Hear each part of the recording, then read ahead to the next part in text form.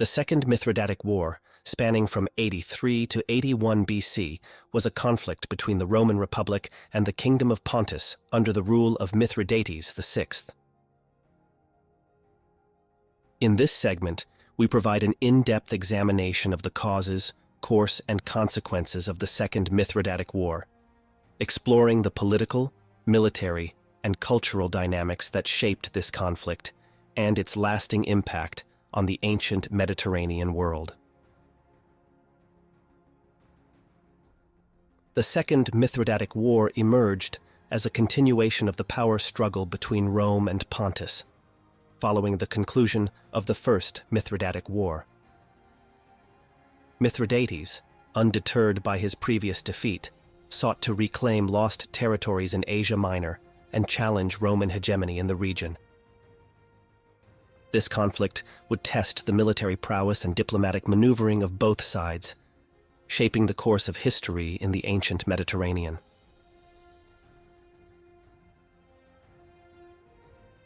The roots of the Second Mithridatic War can be traced to the unresolved territorial disputes and geopolitical rivalries that persisted after the First Mithridatic War. Mithridates, emboldened by his successes against Rome's allies and the weakening of Roman authority in the East, launched a renewed campaign to expand Pontic influence and challenge Roman dominance. The annexation of Bithynia by Rome in 86 BC further fueled tensions, providing Mithridates with a casus belli for his military ambitions.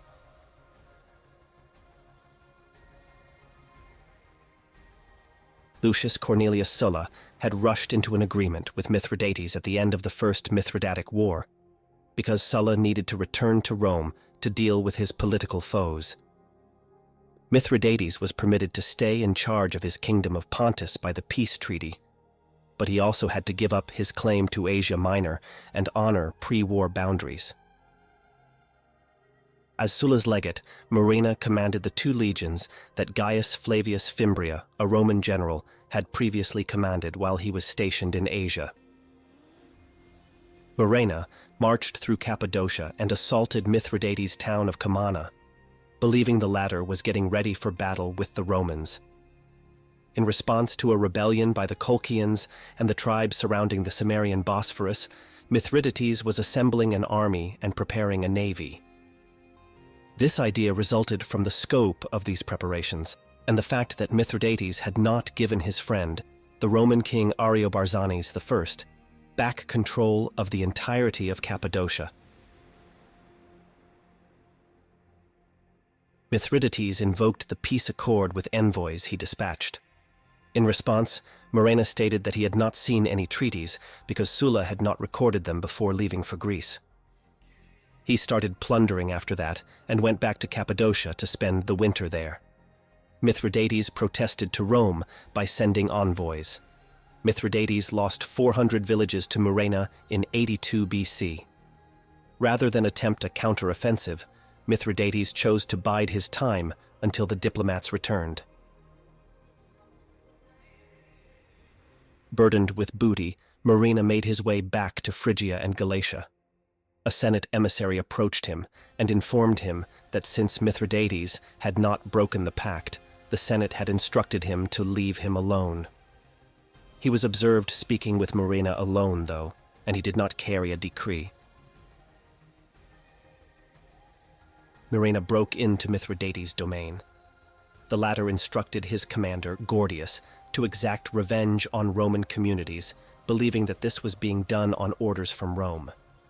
After taking control of numerous animals and belongings, Gordius moved forward to confront Murena. After a fierce struggle that ended with Murena's defeat, Mithridates came. Persecuted by the enemy, Murena fled to Phrygia.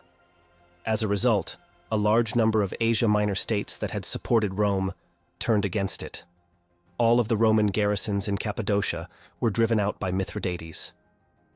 Sulla thought that since Mithridates had not broken the contract, there was no reason to wage war on him. Aulus Gabinius was dispatched to inform Murena that they should take the directive not to engage Mithridates seriously. In an attempt to make amends, Gabinius then set up a meeting between Mithridates and Ariobarzanes. Mithridates gave Ariobarzanes his daughter, age 4, as a betrothed present and made it clear that Ariobarzanes would keep the portion of Cappadocia he currently owned in addition to receiving another portion. Murena had to return to Rome. In the meantime, envoys from Murena and Mithridates made bids for the alliance with the Heracleans. They retorted that they were unable to assist others and could hardly defend themselves. Murena's advisors disagreed, advising him to strike Sinope before moving on the Pontus capital. He could win over other towns if he took possession of Sinope. Conversely, Mithridates amassed a sizable army to defend it and got ready for battle. He was in the lead at first, but eventually the fight was tied. This lessened the desire for war on both sides. Murena returned to Asia, while Mithridates moved even farther east.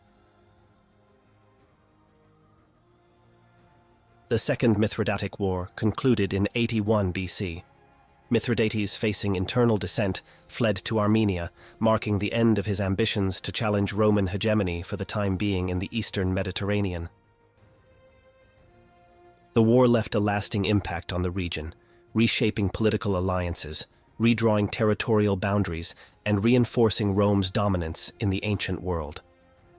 The Second Mithridatic War is evidence of the long-lasting fight for dominance and influence in the Mediterranean region, as well as the intricate relationship between diplomacy, military tactics, and politics in ancient conflict.